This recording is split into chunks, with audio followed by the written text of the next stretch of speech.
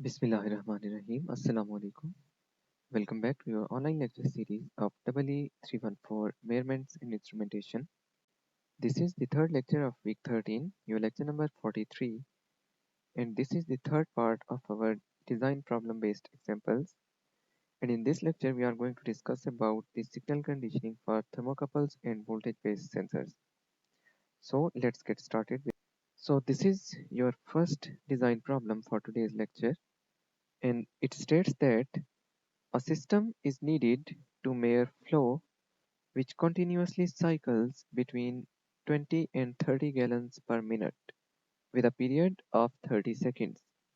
So it's sort of a sinusoidal continuously varying input with a time period of 30 seconds, and it changes values from 30 gallons per minute to 20 gallons per minute. The required output voltage should be varying from negative 2.5 to 2.5 volts for this cycling flow range. So we have to translate this into 2.5 volts and this into negative 2.5 volts. The sensor to be used has a transfer function of 1.45 under root q volts, where q is the flow rate in gallons per minute, and it has an output impedance of 2 kilo ohms. Tests show that the output of the sensor has 60 Hz noise of 0.8 VRMS. So the wire of sensor is capacitively coupled with your mains line that has a 60 Hz frequency and a 120 volt VRMS value, and after coupling, the noise that was coupled with your signal wire remained to be 0.8 VRMS in magnitude and 60 Hz in frequency. What we have to do is we have to design a signal conditioning system including the noise filter and evaluate our design as follows. Plot the output voltage versus flow and comment on the linearity, and determine the noise on the output as percentage of full scale. We have not been given any information about how much the noise should be reduced. So we are going to assume that value to be 99% to remove 99% of the noise from our system. So let's start by finding out the voltage that is produced by the sensor, the voltage output, using this transfer function. So from the given transfer function of the sensor, that is 1.45 under root q, we have voltages for q1 that was equal to 20 gallons per minute. V1 is equal to 1.45 under root 20, and that is equal to 6.48 volts.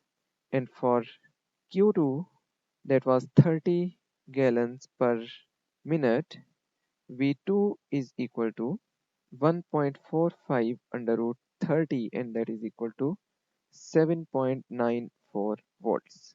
Now, as the output resistance of sensor is 2 kilo ohms, we must use a voltage buffer to avoid loading of the sensor by our differential amplifier input resistance.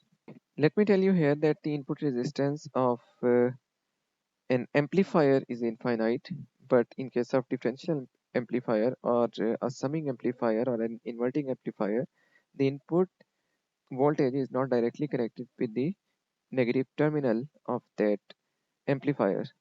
It is connected through a resistor, and that resistor becomes the input resistance of that system.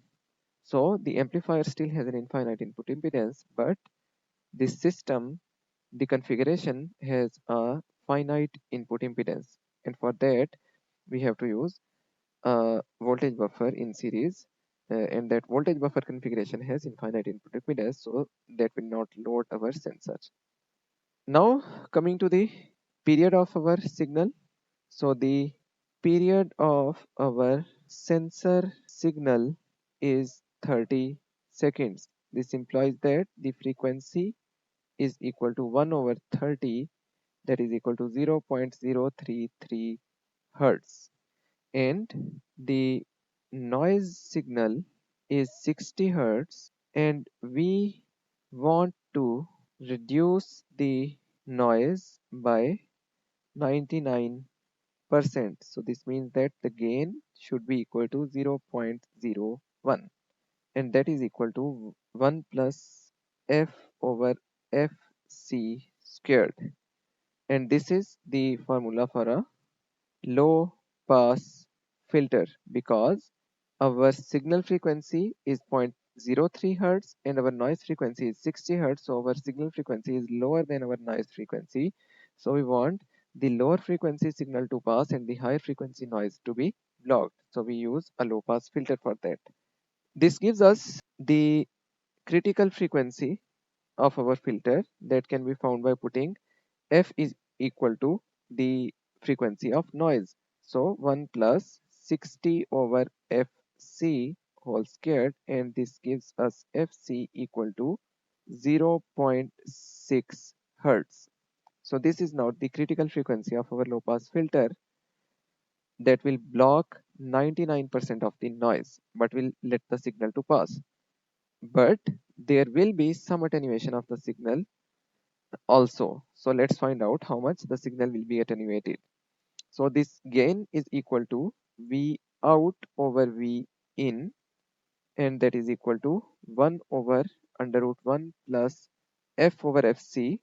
But now what we want to do is we want to evaluate how much our signal is affected. So for a voltage of 6.48 volts signal, and that signal is of frequency 0.033 hertz over, now our critical frequency is 0.6 hertz. What would be the value of V out? So this gives us V out is equal to 6.47 volts, and similarly for the input of 7.94 volts, that is the output of the sensor, and that is now the input of the filter. What should be the output of the filter? So we put 1 over 1 plus 0.033 over 0.6 squared, and this gives us V out is equal to 7.93 volts. So now this is the effective output of the filter, that is going to be given as the input of our amplifier system. Now what we want?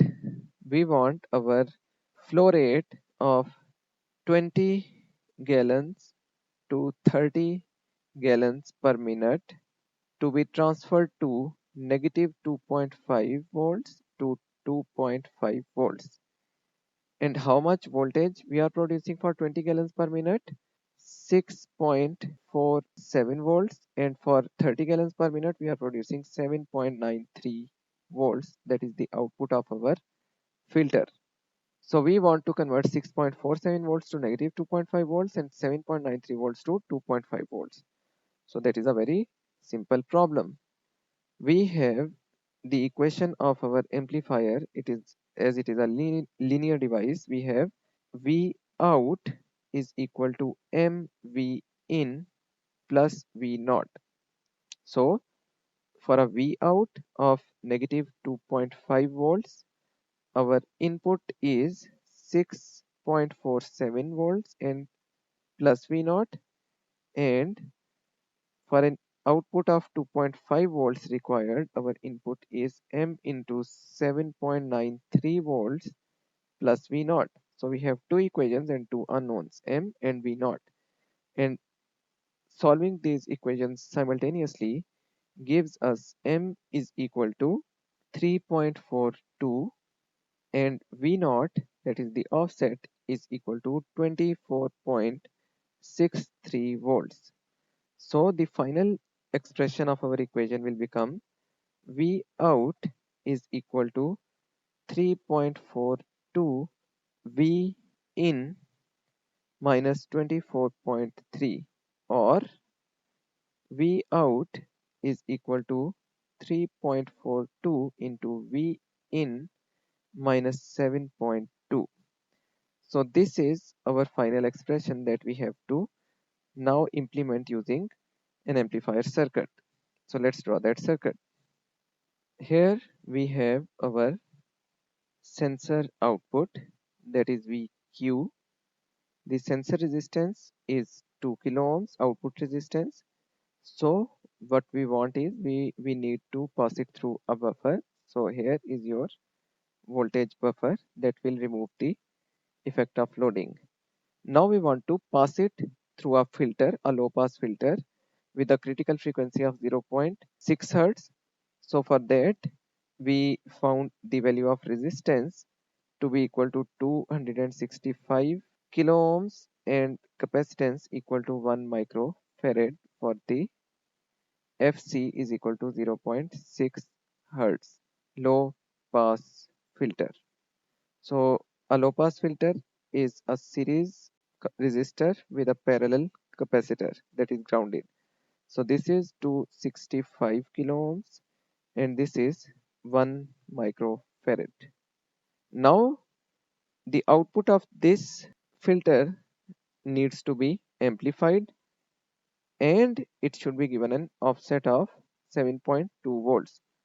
So let's give it at the input of our amplifier. This is a differential amplifier and this is the positive terminal to which this input is connected, and this input has to be connected through a resistor to this terminal, and also this terminal has to be grounded through a resistor as in a differential amplifier. And at the second terminal what we are going to do is we are going to connect our 7.2 volt reference and a feedback resistor that is connected with the output terminal, and this is your final V out. So what are the values of these resistors? How much gain do we need? 3.42.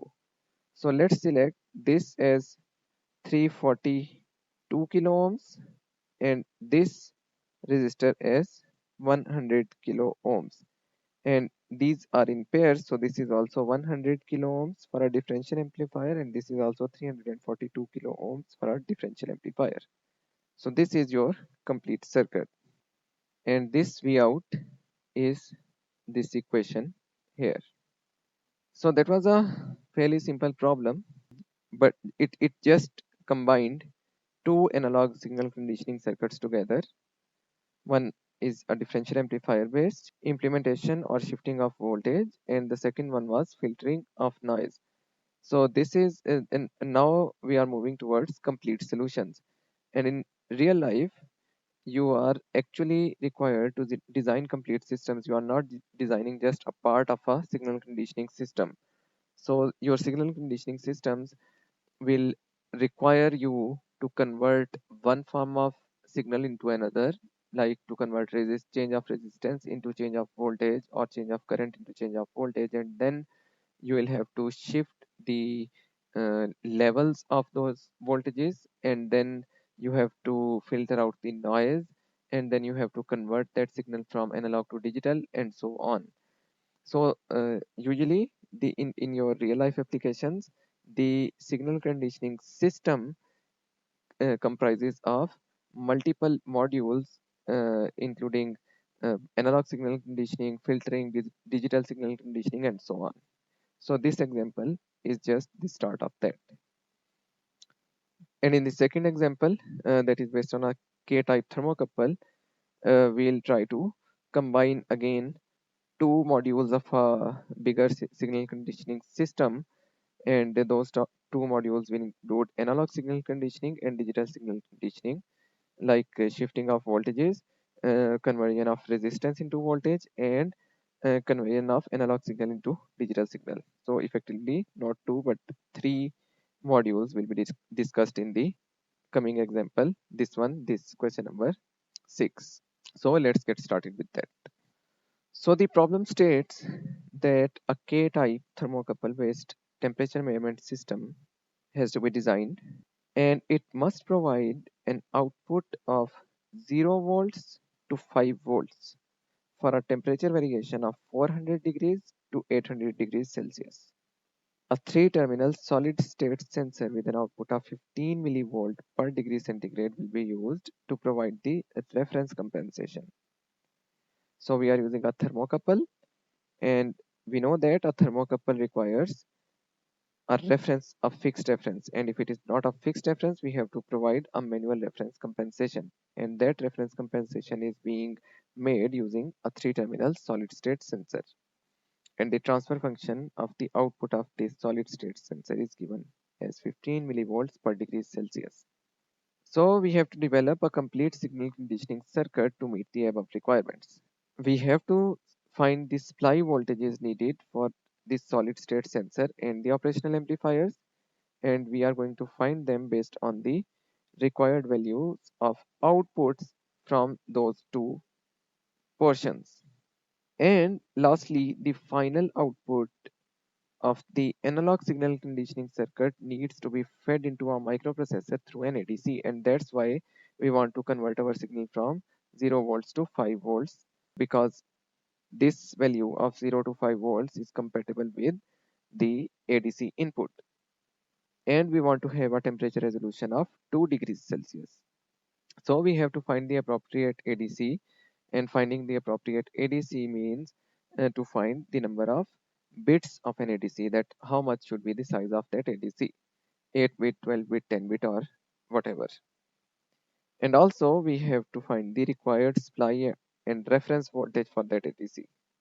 And in the end, we have to write the final equation to convert the ADC's digital output back into the temperature reading. Temperature should be the subject. So this means that when your signal is passed through all this signal conditioning circuit and is given to your microprocessor as a digital input, you have to actually find what was the temperature. So you have to solve everything, and you have to find the mathematical expression that will convert that digital value of ADC into the actual value of temperature that was measured by this K-type thermocouple. So that is a fairly complete problem to finish our design problem based system. So let's get started. Let's see which variables we have and what do we need. So the temperature range is temperature range is 400 to 800 degrees Celsius. Required output is from 0 volts to 5 volts for this range. So 400 has to be converted to 0 and 800 has to be converted to 5 volts. And with a 0 degree reference, if we go to the K-type thermocouple table, we can find from those tables that with a 0 degrees reference at 400 degrees Celsius, V out is equal to 16.395 millivolts, and at 800 degrees Celsius, V out is equal to 33.277 millivolts. So this means that the slope is 33.27 minus 16.395 over 800 minus 400, and that is equal to slope of K type is approximately equal to 42.295 microvolts per degrees Celsius. But we are given that the slope of the reference sensor is 15 millivolt per degrees Celsius. This implies that difference in slopes is 15,000 over 42.295, and that is equal to 355. let's call it x. Now the transfer function of an amplifier of an op amp is required V out is equal to MVTC plus V naught. So let's find out this M and V naught at different voltages. We have for 0 volt required V out M, the thermocouple voltages for 400 degrees, and that is approximately 16.395 millivolts plus V naught, and for 5 volts required output M into the input voltage or the output of the thermocouple is 33.277 millivolts plus V naught. We have two equations and two unknowns M and V naught, so let's simultaneously solve them, and that gives us M is equal to 296 and V naught is equal to negative 4.85 volts. So this is the gain for thermocouple. Gain for thermocouple output. And to find the gain for our reference compensation sensor output, what we have to do? Gain for reference compensation sensor output is equal to 296 over 355, and that is equal to 0.834. So the final expression of our V out will become V out is equal to M over X into XVTC plus V compensation plus X over M V naught, or you can say V out is equal to MVTC plus M over X V compensation plus V naught. So both of them are same. And now putting the values, this implies that V out is equal to 0.834, that is M over X, into XVTC 355 VTC plus V compensation plus X over M V naught.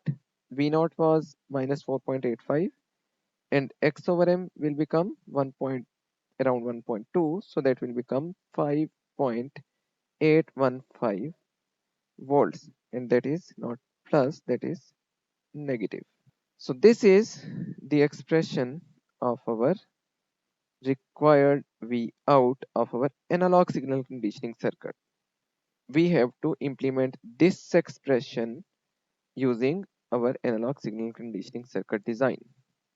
So now coming to the other parts, we have to find the supply voltages that are required for our reference compensation sensor and our operational amplifiers. So for that we have to find the maximum and minimum values of our voltages that are present in those parts of the circuit. So the maximum possible output of reference sensor is 15 millivolt per degree Celsius into 800 degrees Celsius, and that is equal to V out max for compensation is 12 volts. So our supply voltage should be more than 12 volts for the reference compensation sensor. And as this is going to be the input of our operational amplifier, so our operational amplifier should also be able to handle more than 12 volts. So let's choose 15 volt supply for both the sensor and the op amp. So now this is the end of our analog signal conditioning circuit. Now let's move on to the portion of digital signal conditioning. We need a temperature resolution of 2 degrees Celsius, and this will result in a voltage change del V equal to what? So we have our temperature change from 400 degrees Celsius to 800 degrees Celsius, and this gives us a voltage change of 0 to 5 volts. So this gives us a slope of 5 volt over 400 degrees Celsius, and this gives us a slope of 0.0125 volts per degree Celsius. And for 2 degrees Celsius resolution, del V should be equal to 0.025 volts. And for an ADC to have a del V of 0.025, del V is equal to V ref over 2 raised to power n. As our maximum ADC voltage is 5 volts, so let's choose V ref is equal to 5 volts. So this means that we have to divide this 5 into 0.025 volt steps. This means that we need how many steps? We need 5 over 0.025, and that is equal to 199 steps. And to get 199 steps, we need to have a resolution of some 7 point something bits. But as the resolution can only be in whole numbers, so we will choose n is equal to 8 bit to get a resolution of 256 steps, and our del V will become 5 over 256, and that is equal to 0.0195 volts, and that will translate into 1.56 degrees Celsius. So we are getting our required resolution even better than that.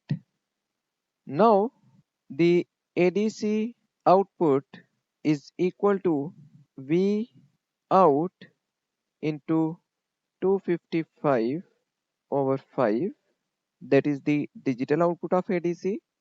So this means that we have to replace this V out with our this expression. V out is equal to 0.834 into 355 VTC and so on. And we also know that the output of that thermocouple sensor, the actual temperature sensor that we have, is VTC is equal to 42.295 microvolt into T, because this is the slope per degree centigrade, so multiply it with temperature and you get the voltage output.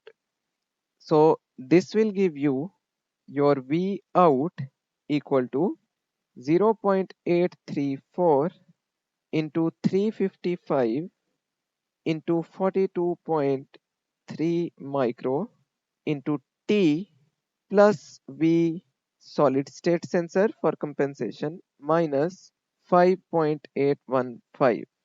So now your V out is in terms of your mere temperature T, and this gives you your ADC out equal to 0.638 T plus 42.534 VSS V solid state minus 247.33.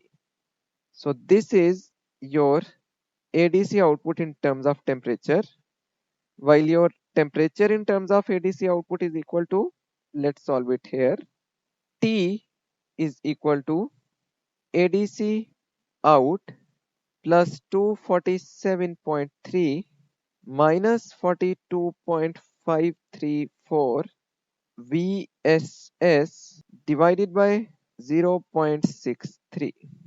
So for example, for an ADC reading of 100, we calculate temperature to be equal to 544 degrees Celsius.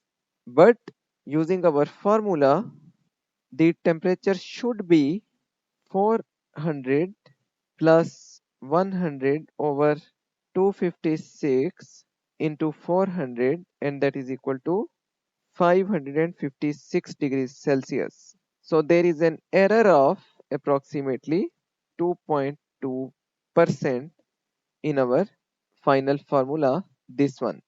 This has an error of 2.2%, and that is quite acceptable. So this was all the maths. This circuit diagram design of this problem is fairly simple.